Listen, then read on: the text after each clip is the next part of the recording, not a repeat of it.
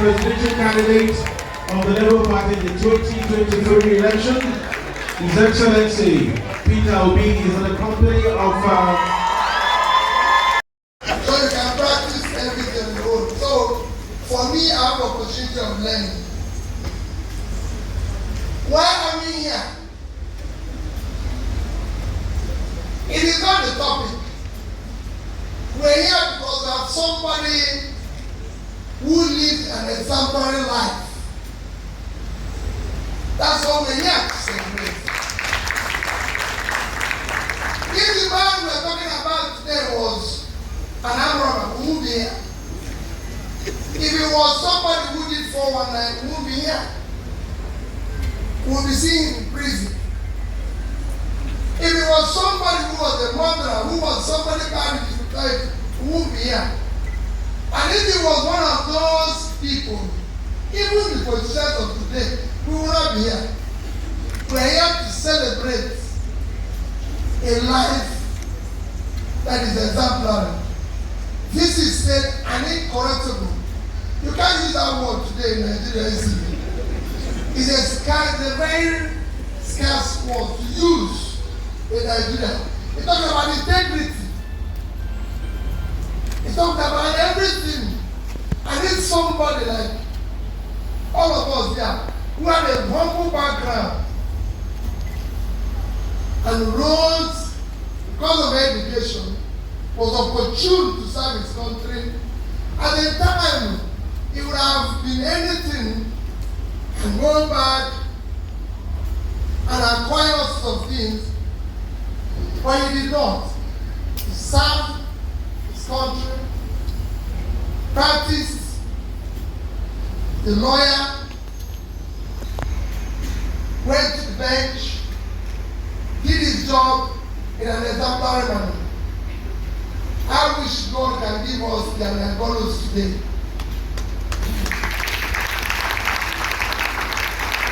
The one interesting that when they were at Supreme Court, we used to know the judges of Supreme Court. We used to celebrate them. As small boys, even in secondary school, we'll be calling their name and wish we are them.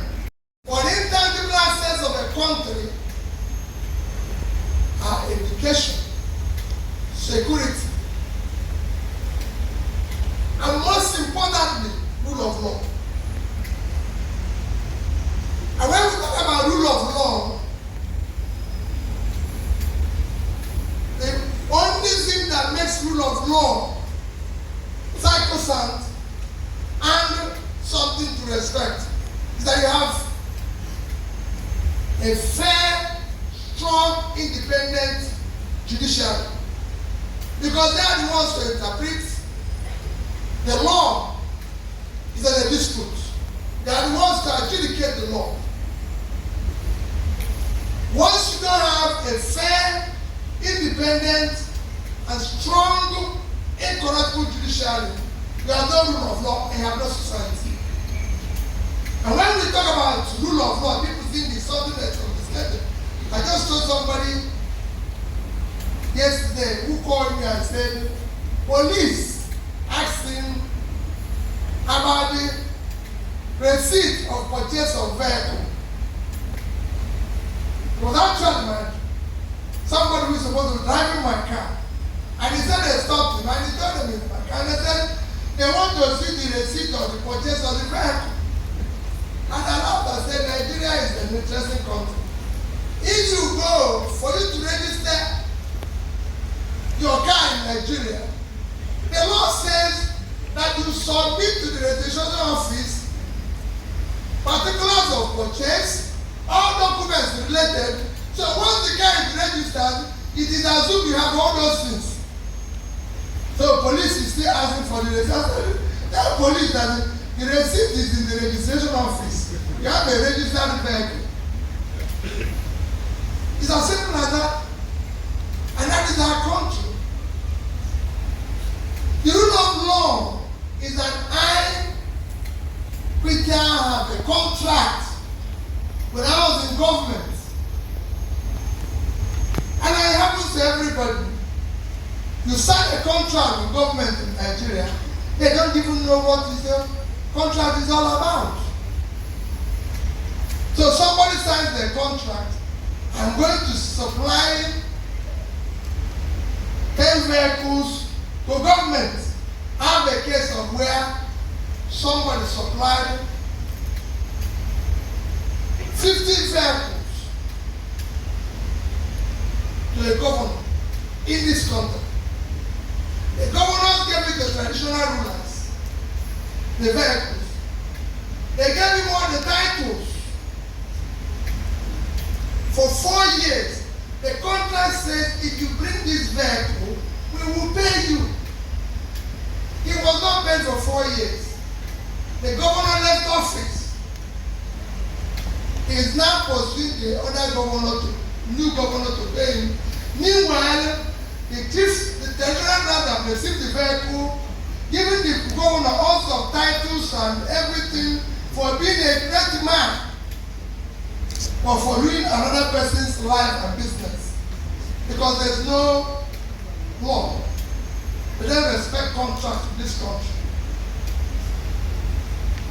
It is a place where I can go to Enugu State, the Anambra State, when I was governor, and enter into a contract and they give you land, and the next governor will come, look at the place and say it's in a vote, without even any discussion.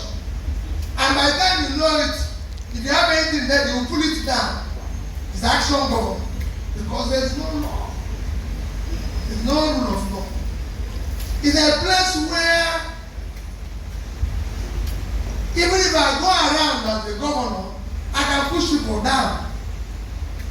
Because they have no rule of law. Because if you do it anywhere, no matter how highly placed, you end up in court. And that might cost you your office. But here, bad behavior, rascality, is a measure of power and might. So I come here, police is pushing everybody. And everybody is clearing the road. Those who fall, those who are wounded, it's their business. There is no place for them to go to seek redress. These are little things people think. And then it goes to the bigger things that if you don't have a rule of law in the society, it is impossible for people to make it worth living. It is impossible for people to invest. Anybody who is investing, even those of us who go around and say we are trying to attract foreign investors, the foreign investor has to be sure there's law and order, there's security, there's this. And all this, absence of it, makes it impossible to attract any foreign investor. It makes it impossible even for the local investor to invest. Because there's a situation where if I use somebody like Emerson, when Emerson was building his plant, I laid the foundation of that facility. And when he was completing it, he told me the things he needs to do and everything. And I said, since you're doing this here, we're going to give you an order for 1,000 vehicles. We're going to buy cars for our security people, for our traditional rulers, and for our schools. And we signed it. And I said to my people, the executive council, we've agreed this. Because this is a company that is just starting, we have to pay up front. Let's give him the money for 1 year. So that he will be able to do this. If you go to him, he will tell you that today, he has supplied vehicles to governments that are owing him for years. They can't even pay him. They can't even see the governor. They can't even see anybody for supplying you vehicle. And they're using his vehicle. And this is a company in Nigeria. We have borrowed money from banks. You might not know how I met him as an I pretend Victor May is there. I wasn't close to him as he had borrowed money from a bank. Imported goods in the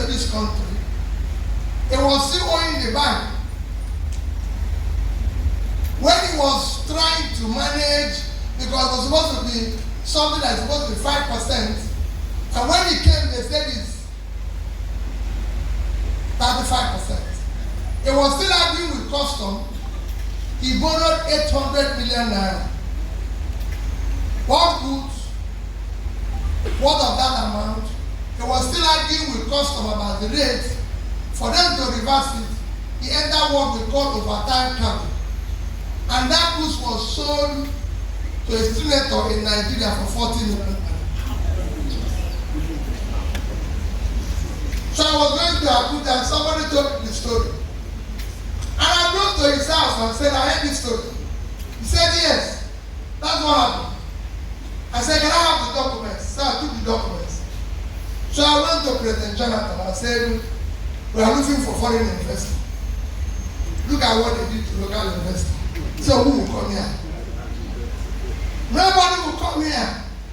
Because there's no law. There's no order. He was at mercy of anybody who could help him. He was ready to even part with his own money. And Jonathan said, no, it's not possible. President Jonathan, let me call the Minister of Finance then. And then he called the Custom General, and he was through. And he ordered that he's giving them 1 month to pay him back all his money. Without that, the bank where he borrowed money, without dragging to ASCC, he'll be jailed because there's no law. There's no rule of law. It's a disorderly society. Nobody functions in that kind of society. And the same thing is what is suffering today. They supply things to people. They have not been able to pay because there's no law. There's nowhere you can't go to court. Any other society, you go to court and get judgment. The same thing we're seeing, because VC talked about democracy. Whenever we talk about democracy, people say, no, the problem is INEC. INEC is not the problem. The problem is that we have no judiciary. The judiciary in Nigeria has become the biggest threat to the existence of Nigeria. If we have, business will thrive, investments will thrive, democracy will thrive, because people will now do the right things. But because today, our judiciary has become as transactional as our businesses. So it depends on how much you're willing to pay. I'm one of those who claim to be highest beneficiary of judiciary when it works. Because I've been involved with the election where after election somebody else was declared and I went to court. I stayed there for 3 years without knowing any of the judges. And they said yes, he won the election. And declared me the winner.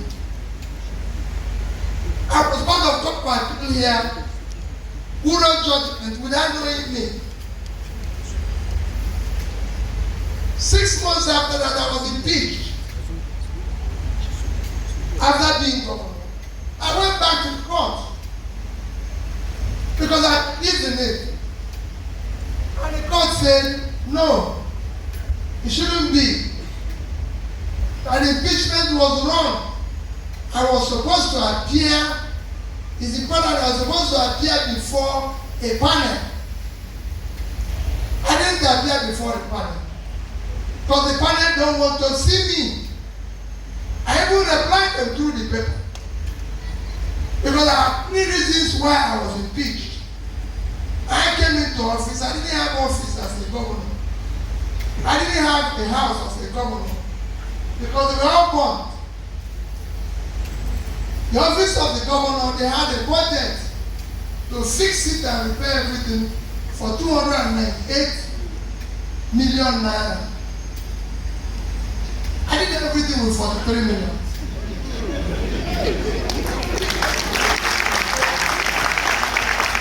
And the march, the governor's house, is in my house where I'm supposed to live. We were supposed to repay it and do everything.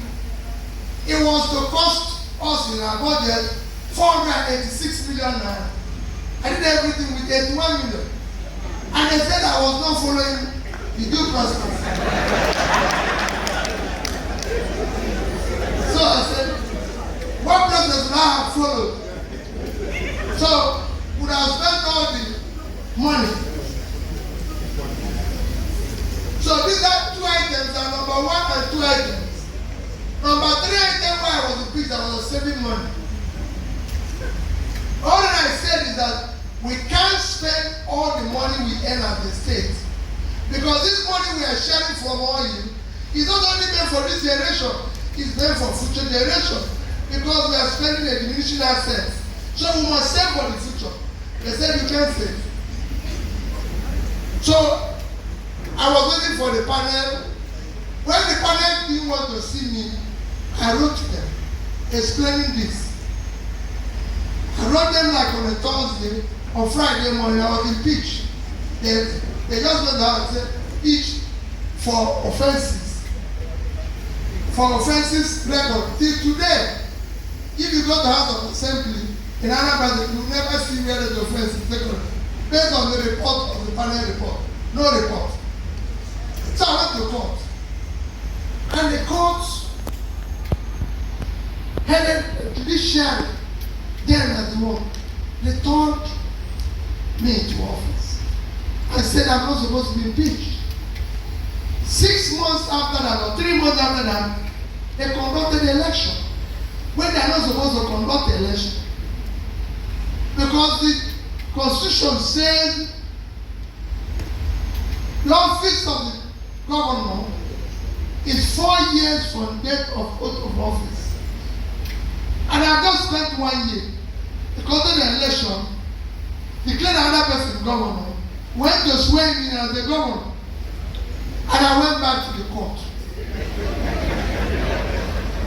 And I said, this is wrong. This is not our constitution. The High Court in Enugu here said I'm talking nonsense. The Appeal Court in Enugu here said I'm talking nonsense. And I went to Supreme Court, presided by people, jurists of respect. Never met the 7 of them agreed with me and returned them. When they used it as a, that was where then, today, they will probably give me cost for disturbing their peace. And that is why I said, what the judiciary can do, they can win whatever makes a society. So it's not INEC. You can see that INEC declared me in the first one, but they were, I was returned. So they are careful. When they conducted the election without this, looking at the constitution, they were stopped. That's why today you have off-season election. It was me who started it. INEC now respects it because they know that if they do the wrong thing, there's a judiciary that will interpret the right thing. But in absence of that, what you have is what we are facing today. Where you have court, if I go kill somebody or commit offense, one court says he's guilty, another one gives injunction, say don't touch him, don't do this and everything. Even when you are invited just for questioning, nobody has convicted, but we said, Mr. Obi, please, maybe 1 naira is missing here, come and answer. You go and get a court injunction, not to answer. And court issues it, nobody has done anything to it. Just we said, please come here and tell us whether this is right or wrong and everything. You go and get the injunction. Not to ask. And people Everybody is looking. Nobody can do anything. That is well. So when we talk about the future of our democracy, the future of our country, it all revolves around. Because we don't know the value of the intangible assets of rule of law. The biggest component of the intangible assets, which today, globally, intangible assets contribute more to any country than tangible assets. Whenever I go travel, I was in Canada over the weekend, and I said to them, these countries don't have better weather than we have. They don't have better food than we have. We actually have better weather, food, everything that most places people are running to today. What do they have that we don't have? The intangible assets of rule of law. I'm going to start this. I believe that it will work. And I believe that if there is anything, I will be able to seek redress in the law.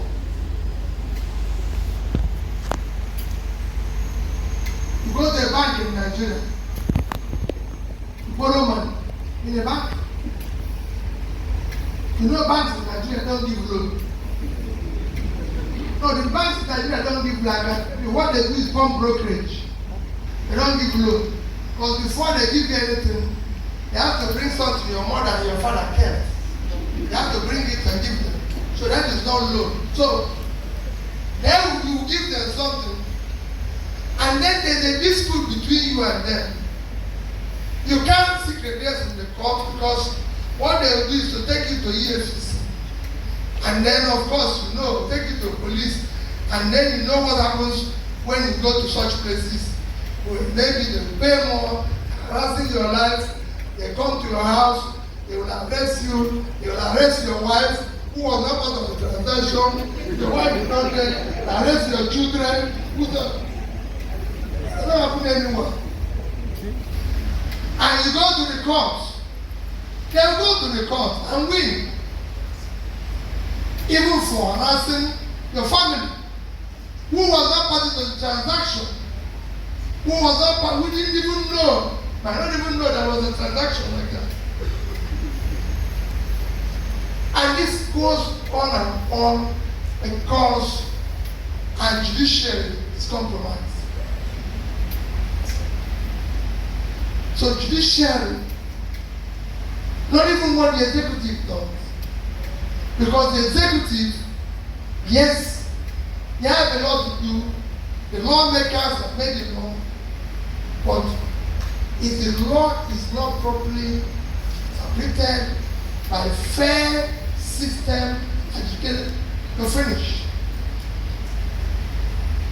Everything that we have to make a nation today is our law. I can tell you.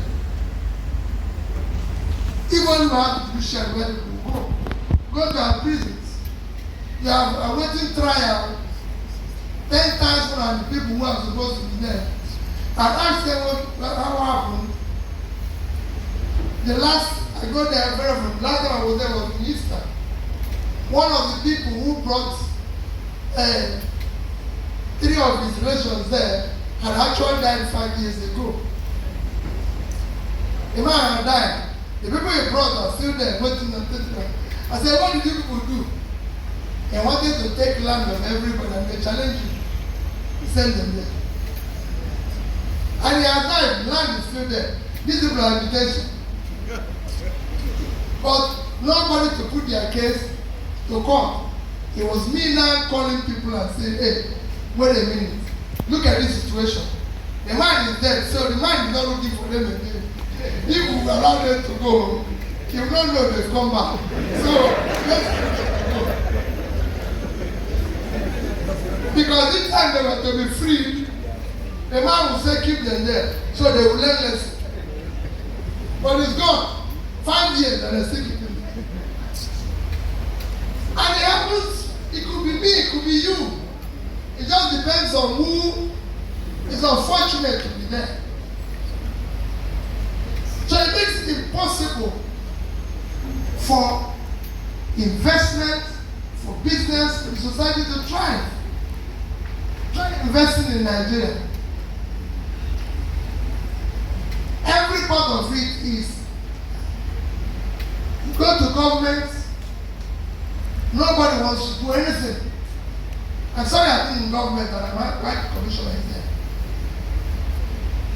I've been in government. You ask somebody, so why are you keeping the file? Why can't you just process this file and do this? He said he had a lot of files to do with. Okay, can you give us the estimate of to do with the files? He turns and tells the man, so you want to go and complain, and your father said, okay, I'll deal with you. All you're saying is that we have a business to run.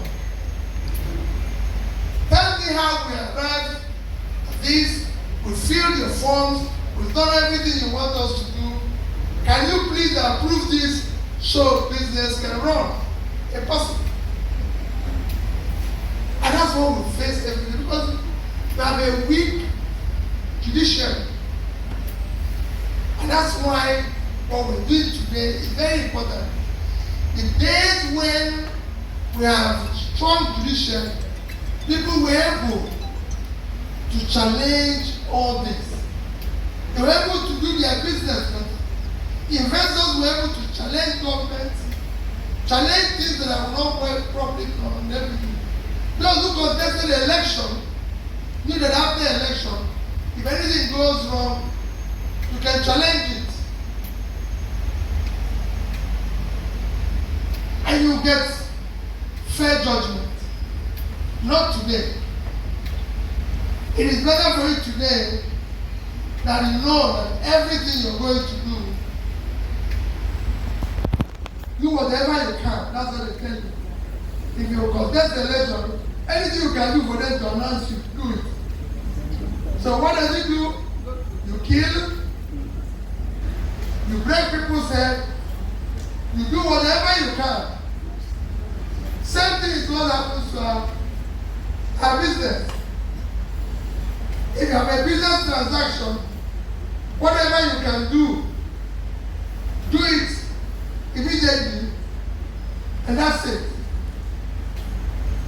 There's no problem. Somebody builds an estate, there's a dispute, who was selling it, and I said, but I thought the price. He said, no, don't worry. From the proceeds of the sale, you will get the court in judgment.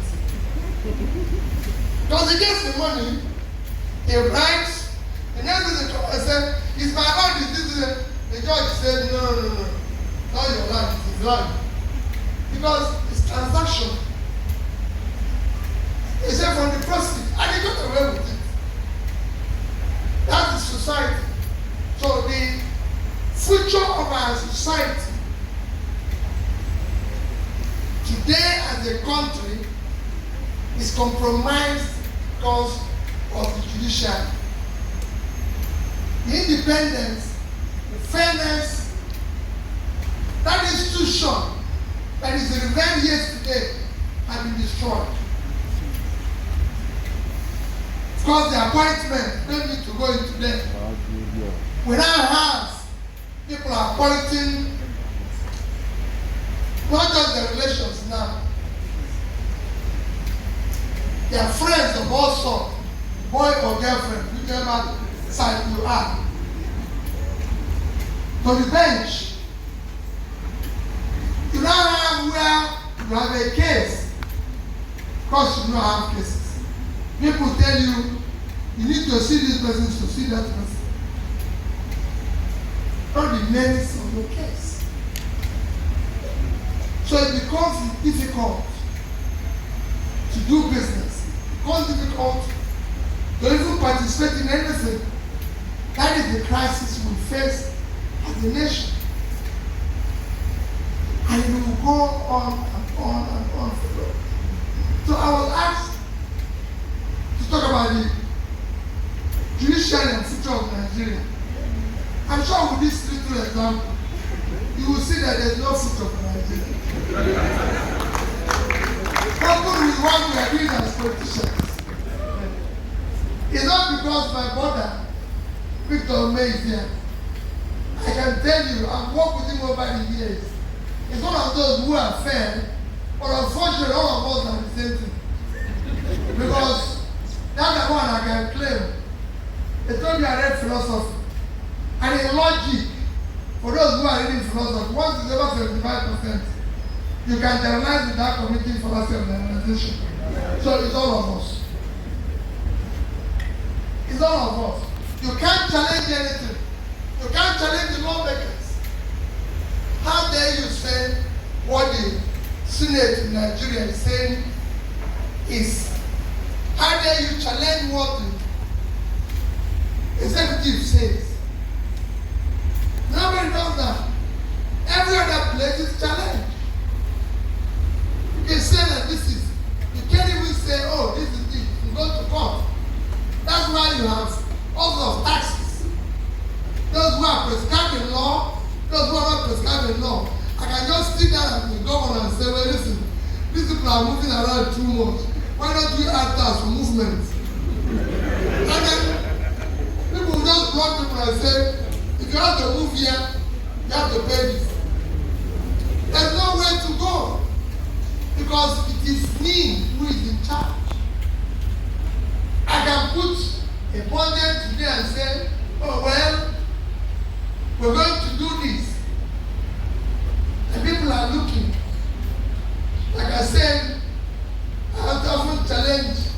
I know that my brother will not like me to quote the Senate. Because I always quote them. I said, we didn't have the Senate wants to, not the Senate, to National Assembly, for National Assembly.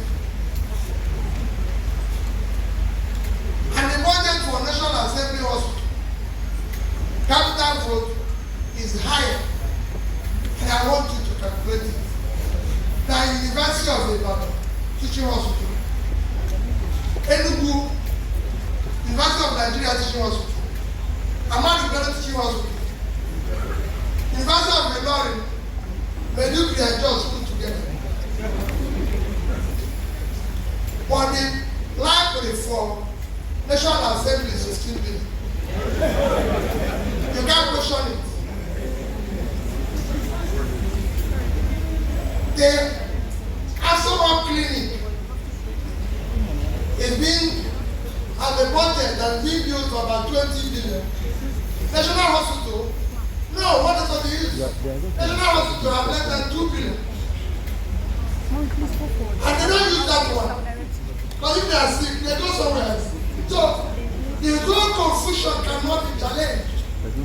Because there is no judiciary that you can even approach or make. In fact, by me finish speaking here, people are going to say, Peter, you're always causing, but why are you always talking this thing? What is your own? You should keep quiet. The election is not on now. Let me not go. In a time when science is critical, it is important. But you see us doing lecturers today, what does this do? Because we don't have any means of challenging and doing all this, it breeds corruption. Which is the main thing that is destroying us, because if I can't get paid my money in time, I'm looking for somebody to pay. I'm looking for somewhere to go. And people think you can build a society based on that. You can't. It is not possible. A wrong judiciary destroys the society because it brings corruption. We are just accusing a governor of stealing 80 billion. People don't know what 80 billion is. The entire budget of Nigerian university for this year, I don't know what it is, but I don't think it's up to 80 billion. Maybe something near that. 80 million, one person. I'm just talking about 200 million. So for purpose of 40 years. So if you multiply it, you see 1 billion is 5 professors for 40 years. Times 8 is 400 professors for 40 years.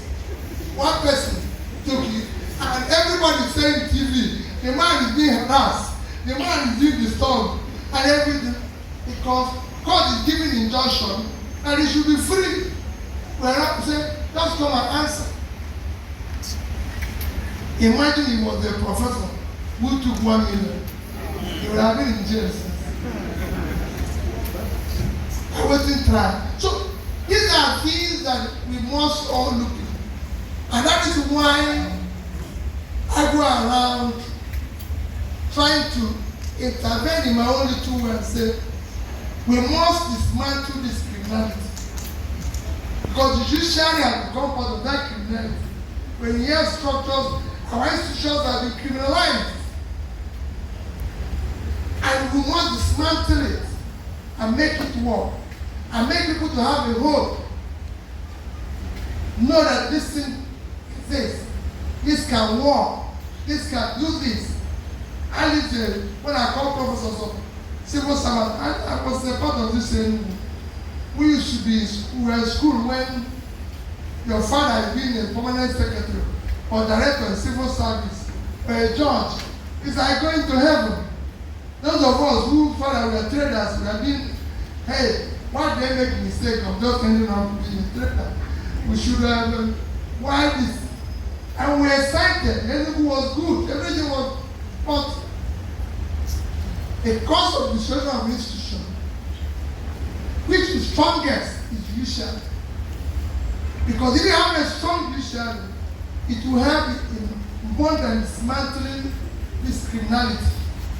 People can challenge it. Anything you do today, in any part of the Western world, in developed society, and you can go and Google and see development. Some countries, without having strong rule of law, can do well, but you cannot compare the acceleration with those who have rule of law. And if you check the ranking of rule of law, you can see that it's same thing with development. So today in Africa, the countries that have high rule of law ranking are Rwanda, Mauritius, Namibia. They are doing good. Then the countries that are low, of course, you know where we always belong to. Where we belong. So you see the other ones, Congo, Niger, Nigeria, are the one. Nigeria is 120 over 140.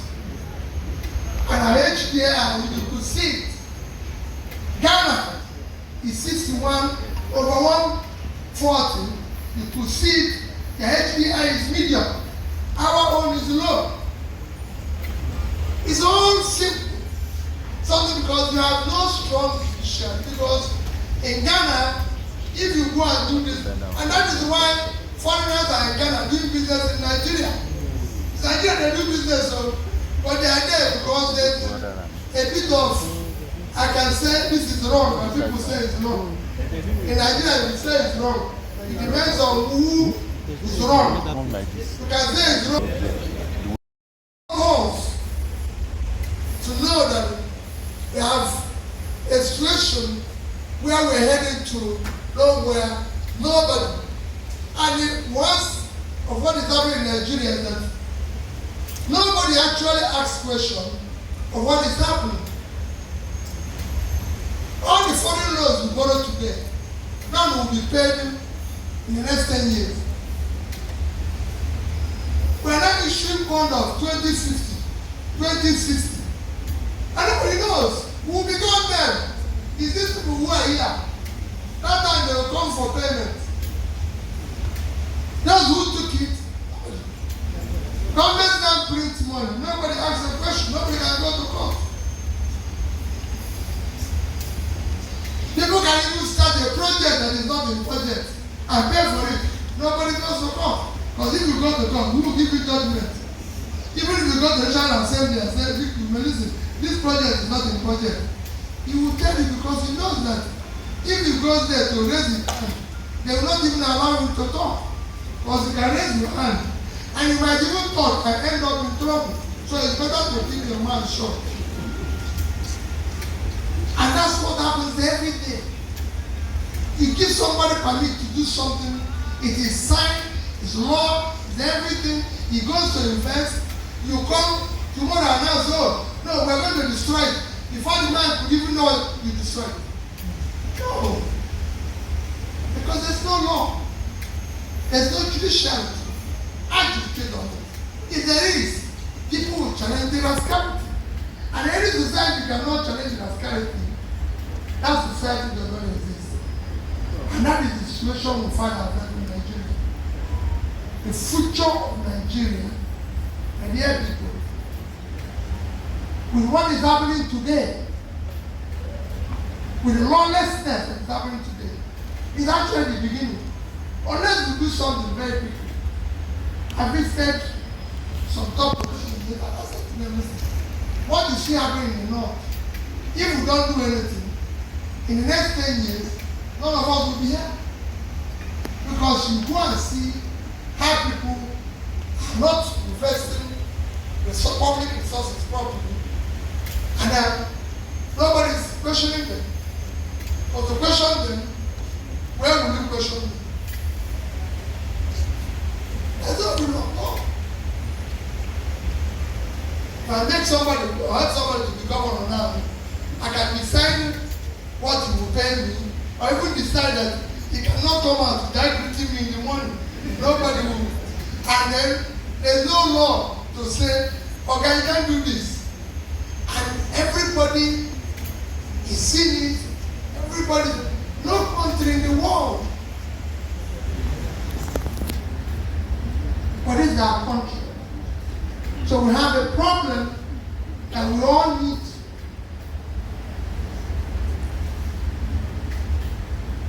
see how we can start solving before it consumes everybody. There's no future for Nigeria based on the judiciary. The biggest threat to Nigeria, biggest threat to our democracy and existential of the society, the judiciary. Thank you.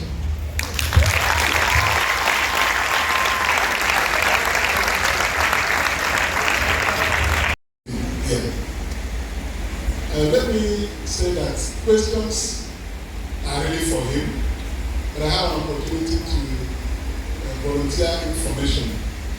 So it's information that I want to give. The lecture is by him, and the questions and answers should go to him and come from him. As Miguel said, we in the Senate, can't people make a law to ensure that all litigations end before anybody will be sworn in after any election? It's a very pungent and very important question. And I'm sure many people have made contributions to this question. I remember that John Icon, after the election of last year, was shouting that nobody should be sworn in until the election litigations were done with. So it's already a popular agitation. But I want to inform you that lawmaking has room for public participation. The National Assembly has inaugurated the Senate Committee on Constitutional Amendments. The House of Reps has also done so.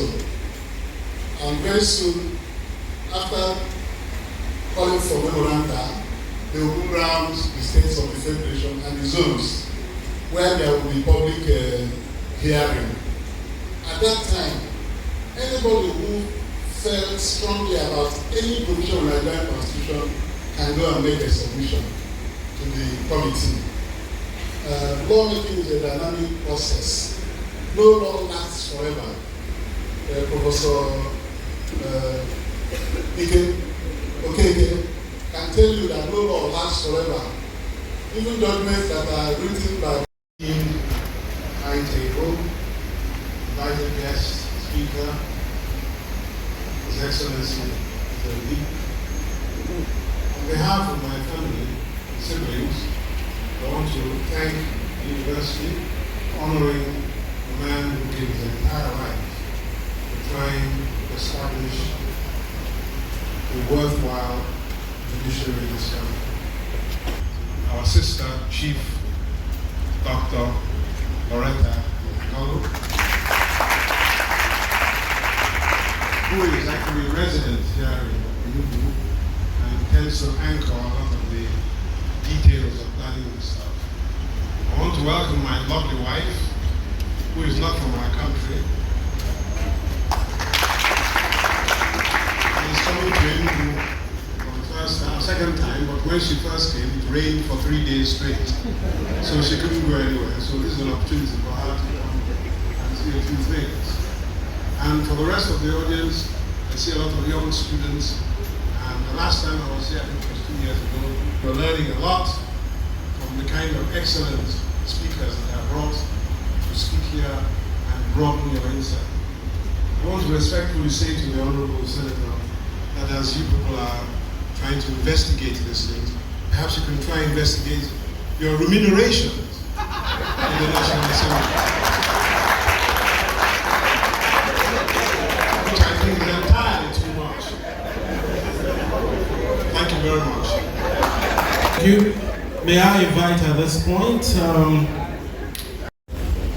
We have come to the point where we need to say thank you, and thank you.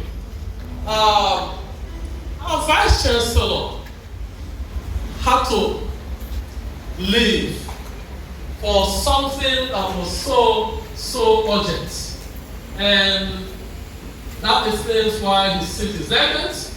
The chairman of the GOT and the chairman of the Governing Council have graciously asked me to do this on behalf of the Vice Chancellor. And so I thank everybody. I thank all our students, all my students, very well behaved, very well dressed, and attentively listening to the lecture. I thank you all. Thank you. All the law students. I thank all the other students. I saw the younger students from the secondary school, very well dressed. Thank you all for coming. The lecture is actually about your future and our future.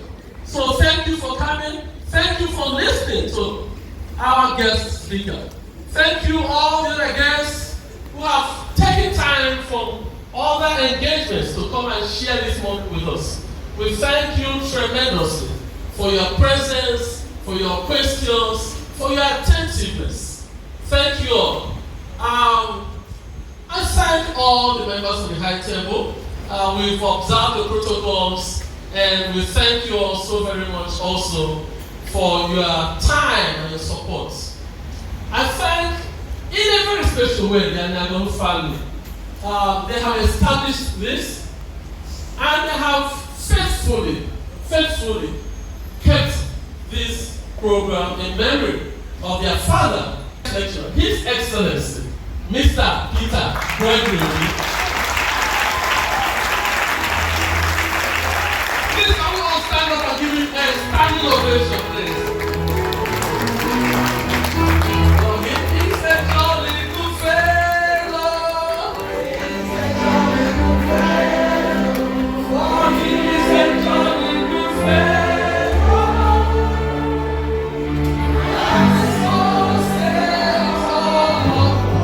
I'm so there's all of us.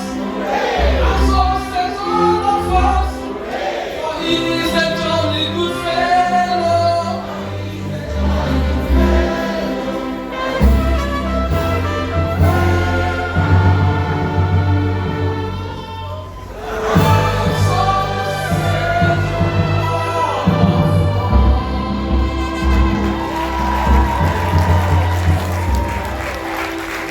Thank you, His Excellency, for your time. Thank you for a wonderful lecture.